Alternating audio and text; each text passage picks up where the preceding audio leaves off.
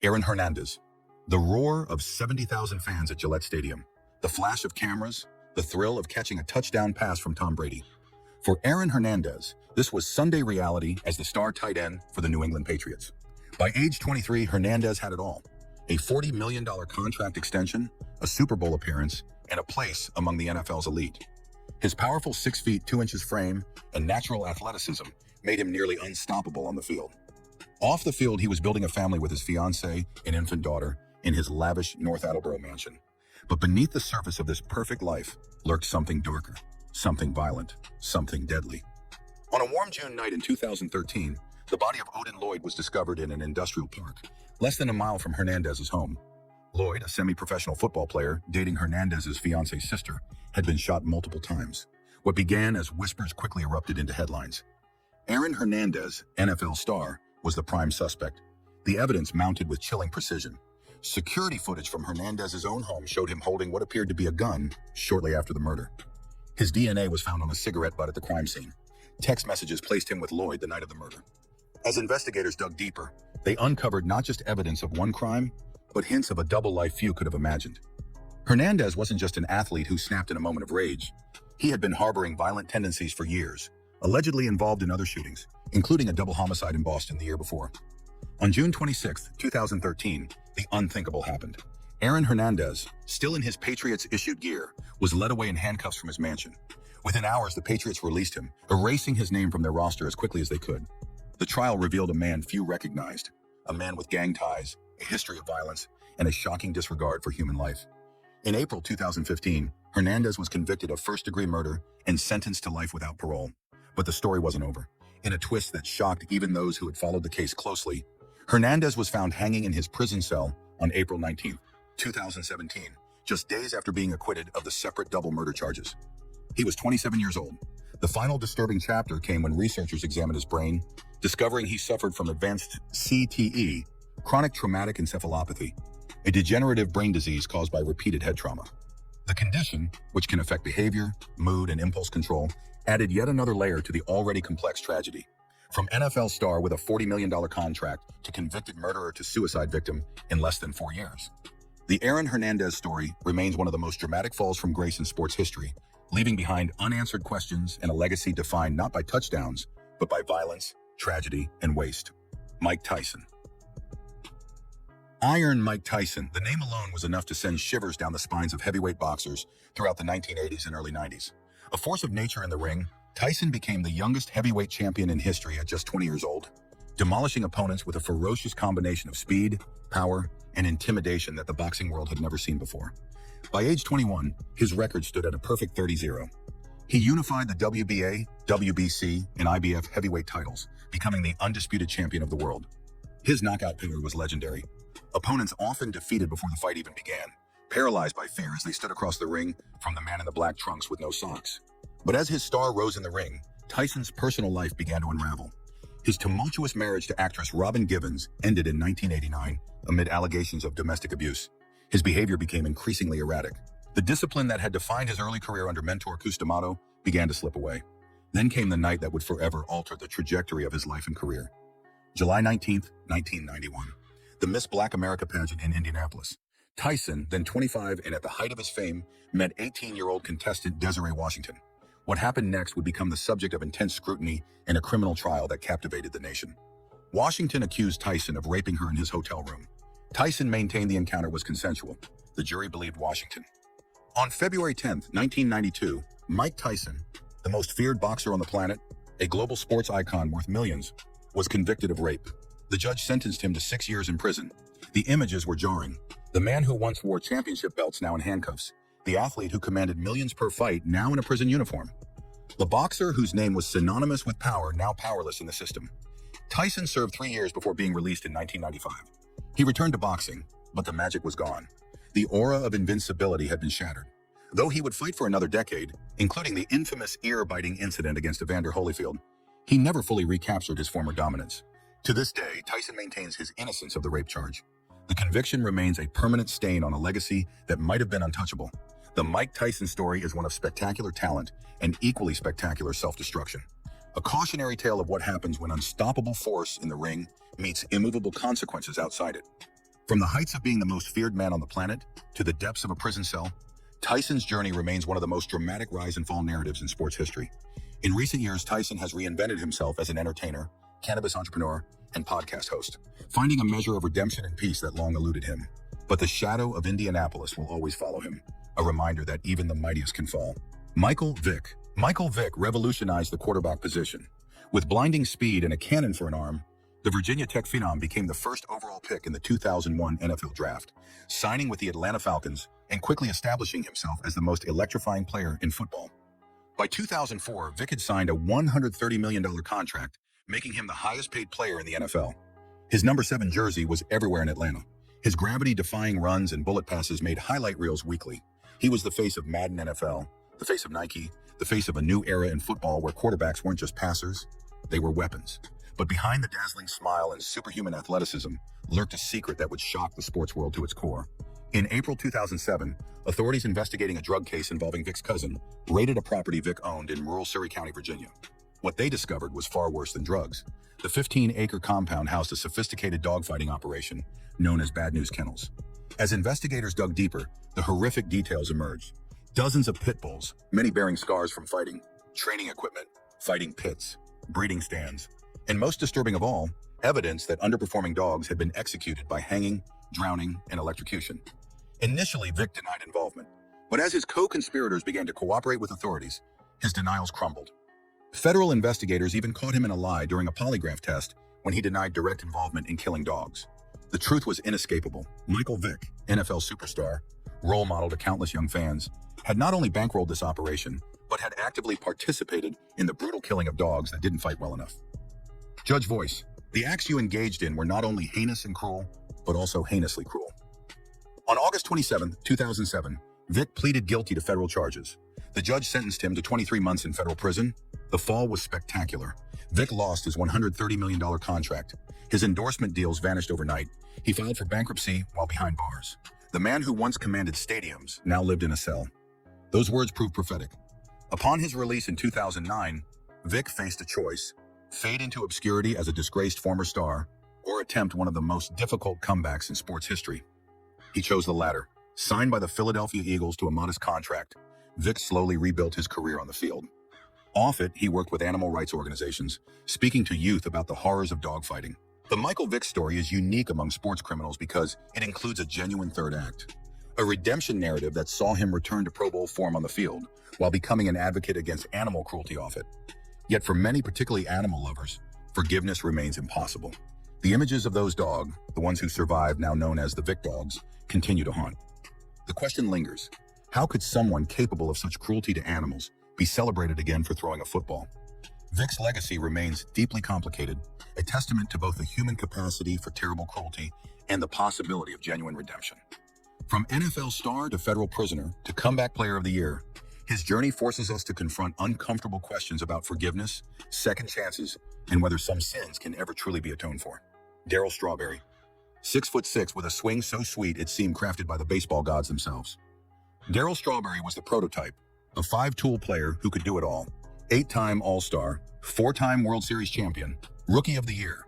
The lanky outfielder with a picture-perfect left-handed stroke was destined for Cooperstown from the moment he debuted with the New York Mets in 1983. That last sentence reveals the dark truth beneath the highlight reels. While Strawberry was launching towering home runs into the New York night, he was battling demons few fans could imagine. His addiction began early in his career: cocaine, amphetamines, alcohol. By his own admission, he would sometimes play while high. His supernatural talent somehow shining through the chemical haze, he could hit 39 home runs in a season, while his personal life was in complete disarray. The first public signs of trouble came in 1990 when Strawberry entered an alcohol rehabilitation program. It would be the first of many attempts at recovery. Throughout the 1990s, as he moved from the Mets to the Dodgers, to the Giants, and finally to the Yankees, Strawberry's career became a cycle of brilliant performance, substance abuse, suspension, and attempted comeback.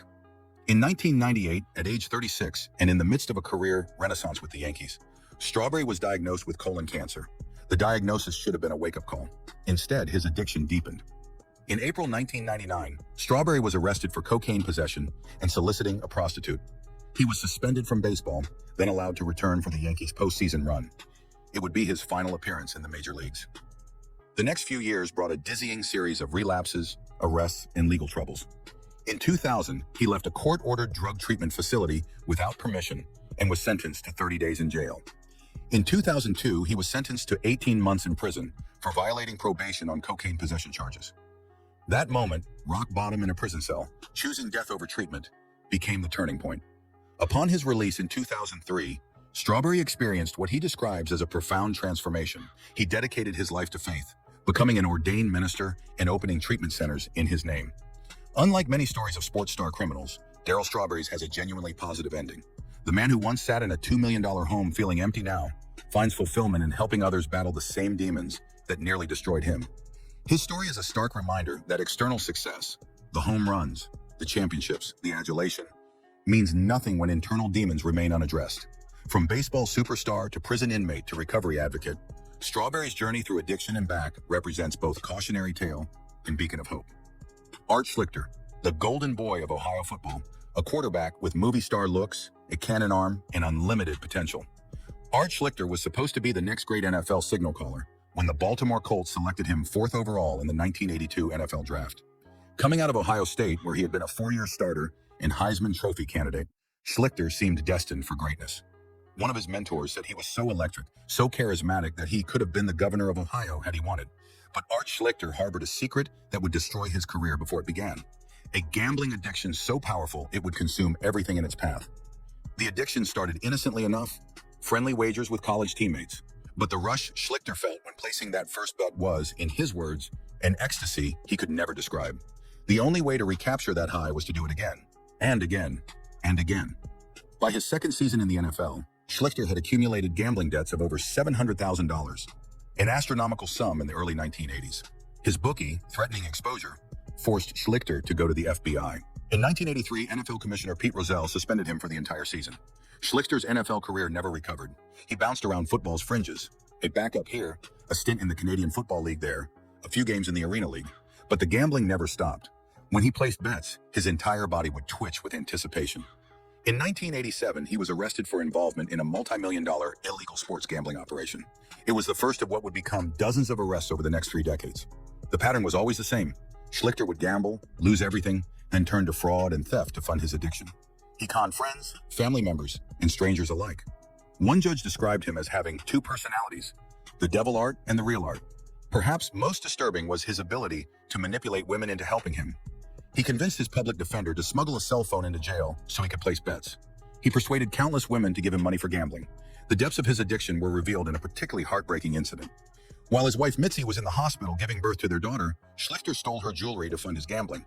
In 2011, decades into his addiction, Schlichter was arrested for his most audacious scheme yet, a massive ticket scam that bilked millions from victims. He promised college and NFL game tickets, including Super Bowl tickets, to buyers. He never delivered, despite being paid. Sentenced to nearly 11 years in federal prison, Schlichter's story should have ended there. But even behind bars, the gambling continued. Prison officials discovered he was having women outside place bets for him. He was banned from email for 90 days after being caught gambling with other inmates. Most shocking of all, while still in prison, Schlichter ran another ticket scam, convincing an inmate's family member to pay him for non-existent Super Bowl tickets.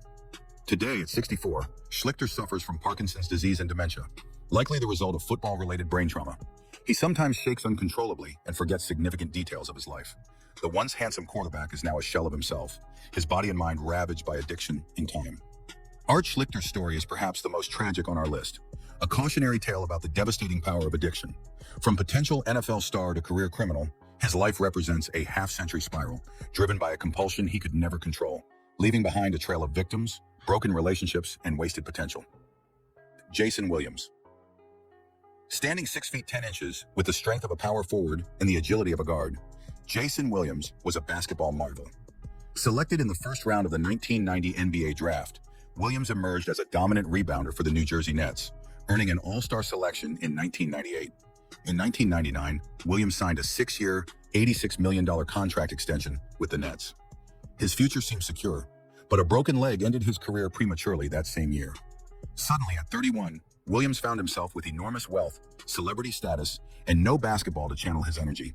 He transitioned smoothly to television, becoming a popular NBA analyst known for his charismatic personality and quick wit. He purchased a lavish 65-acre estate in Alexandria Township, New Jersey, complete with a 30,000 square foot mansion featuring an indoor pool and basketball court. It was in this mansion, on February 14th, 2002, Valentine's Day, that tragedy struck. Williams was hosting a late-night tour of his home for the Harlem Globetrotters following a charity event. Among those present was Kostas Gus Christofi, a 55-year-old limousine driver who had been hired to transport the group. According to court testimony, Williams was showing off a shotgun, recklessly handling the weapon when it discharged, striking Christofi in the chest. What happened next would transform a tragic accident into something far more sinister. Instead of immediately calling for help, Williams began orchestrating a cover-up. He wiped his fingerprints from the gun.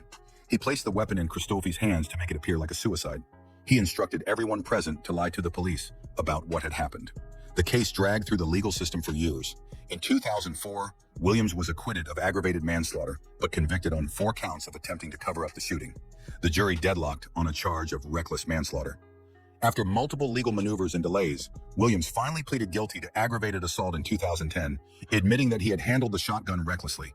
He was sentenced to 5 years in prison and served 18 months before being released in 2012. The Jason Williams case stands apart from other sports star criminals because it centers on a tragic accident rather than intentional criminality. Yet his attempt to cover up the shooting rather than take responsibility transformed him from a sympathetic figure into a criminal. The case raises uncomfortable questions about character under pressure. When faced with a moment of crisis, Williams chose self-preservation over truth, deception over accountability. That choice, made in seconds but with consequences lasting decades, reveals more about character than any number of rebounds or all-star appearances ever could. Today, Williams has expressed remorse for his actions and the pain he caused the Christofi family, whom he paid $2 million in a civil settlement. His story serves as a reminder that sometimes the most defining moments in life aren't the achievements we celebrate, but the decisions we make when no one is watching, or in his case, when everyone is watching, but we think we can hide the truth. Billy Cannon, October 31st, 1959, Halloween night in Baton Rouge, Louisiana. With LSU trailing Ole Miss late in the game, Billy Cannon fielded a punt at his own 11-yard line, broke 7 tackles, and raced 89 yards for a touchdown that would secure both the game and his place in college football immortality. The punt return became the stuff of legend. 50 years later, it still played on Louisiana radio stations. Fans painted murals of the play on the sides of RVs. The run locked up the Heisman Trophy for Cannon and cemented his status as the greatest player in LSU history. With movie star looks and supernatural athletic ability, he once ran the 100-yard dash in 9.4 seconds and threw the shot 54 feet in the same track meet. Cannon seemed destined for greatness beyond the gridiron. After being selected first overall in the 1960 AFL draft, he embarked on an 11-year professional career. Following football, Cannon successfully reinvented himself as an orthodontist, establishing a thriving practice in Baton Rouge. Dr. Billy Cannon, Heisman Trophy winner, LSU legend, respected medical professional. His legacy seemed secure. Then came July 9th, 1983. Federal agents arrested the 46-year-old Cannon, charging him with masterminding a counterfeiting operation that had printed and distributed $6 million in fake $100 bills. The news stunned Louisiana. This wasn't just any criminal. This was Billy Cannon, the state's greatest sports hero. How could the man who had given LSU fans their most cherished memory now bring them such shame? Caught on a federal wiretap, Cannon had little choice but to plead guilty. In September 1983, he was sentenced to 5 years in federal prison. The image was jarring. The same hands that had once cradled footballs and crafted dental appliances now in handcuffs. Cannon served 2.5 years at the Federal Correctional Institution in Texarkana, Texas. His dental license was revoked. His reputation was in tatters. The fall from grace was complete. But unlike many sports star criminals, Billy Cannon's story includes a remarkable third act, a genuine redemption that transformed him from cautionary tale to inspirational figure. Upon his release from prison, Cannon faced a community that had every reason to reject him. Instead, he found forgiveness. He worked tirelessly to rebuild his life and reputation, eventually regaining his dental license. Then came the most unexpected chapter of all. In 1995, Cannon accepted a position as the dentist at the Louisiana State Penitentiary at Angola, one of America's most notorious maximum security prisons. For over 20 years until his retirement, Dr. Cannon treated inmates with dignity and respect, finding purpose in helping those who, like himself, had made serious mistakes. In 2008, nearly 50 years after his legendary punt return and 25 years after his conviction, LSU finally welcomed Cannon back, inducting him into the school's Athletic Hall of Fame. The standing ovation lasted several minutes, many in the crowd openly weeping at the sight of their flawed hero finally coming home. Billy Cannon died in 2018 at age 80, his legacy no longer defined solely by athletic glory or criminal disgrace, but by the full measure of a life that included spectacular highs, devastating lows, and ultimately, redemption. His story reminds us that even our greatest heroes are human, capable of terrible judgment and poor decisions. But it also suggests that second acts are possible, that redemption is available to those willing to work for it, and that sometimes the most meaningful contributions come after the most public failures. Esteban Loaiza. From humble beginnings in Tijuana, Mexico, to the pinnacle of Major League Baseball, Esteban Loaiza's journey embodied the American dream. A two-time All-Star who won 126 games across a 14-year career with 9 different teams, Loaiza reached his peak in 2003 with the Chicago White Sox, winning 21 games and finishing second in Cy Young Award voting. By the time he retired in 2008, Loaiza had earned approximately $44 million in salary. His celebrity status increased further when he married popular Mexican-American singer Jenny Rivera in 2010, making them a power couple in Latin entertainment. Rivera's tragic death in a 2012 plane crash seemed to be the lowest point Loaiza would face. Few could have imagined that just 6 years later, the former baseball star would be at the center of one of the most shocking drug busts involving a former athlete. On February 9, 2018, Loaiza took possession of a silver Mercedes-Benz SUV in Southern California. Inside the vehicle, hidden in a sophisticated compartment, was 20 kilograms, 44 pounds of cocaine with a street value of approximately $500,000. Loaiza drove the SUV to a townhouse he had recently rented in Imperial Beach, California, near the Mexican border. There, he transferred the cocaine to a minivan parked in the garage, concealing the drugs in a factory-built compartment beneath baseball bags bearing his name. The townhouse, investigators would later reveal, was a stash house used to distribute cocaine. It contained no furniture or personal belongings, just the infrastructure needed for a drug trafficking operation. When San Diego County Sheriff's officers pulled Loaiza over for a traffic violation, their investigation led them to the townhouse and the discovery of the cocaine. The baseball star, who once commanded millions, was now facing charges that carried a maximum sentence of life in prison and a $10 million fine. In August 2018, Loaiza pleaded guilty to federal charges of possession of cocaine with intent to distribute. On March 8, 2019, he was sentenced to 3 years in federal prison. The question that haunted fans and former teammates alike was simple. Why? Why would someone who had earned tens of millions of dollars legitimately risk everything for drug trafficking? Financial troubles may have played a role. Despite his career earnings, reports suggested Loaiza had burned through much of his fortune through extravagant spending and poor financial management. The allure of quick money through drug trafficking might have been too tempting to resist. Indeed, Esteban Loaiza's journey from Mexican immigrant to MLB All-Star to convicted drug trafficker contains lessons about the fragility of success, the temptations that persist even after achieving the American dream, and the devastating consequences of choosing illegal shortcuts over legitimate struggle. His case stands as a stark reminder that the line between sports hero and criminal can be crossed in a single decision, and that the fall from grace is often much quicker than the climb to the top. 8 athletes, 8 different sports, 8 unique crimes. The line between glory and infamy, between the stadium and the prison cell, is thinner than we'd like to believe. These 8 stories prove that talent, wealth, and adoration provide no immunity against the consequences of one's choices, and that sometimes the greatest opponents athletes face aren't across the field, but within themselves. We hope you enjoyed this video. Remember to subscribe for more.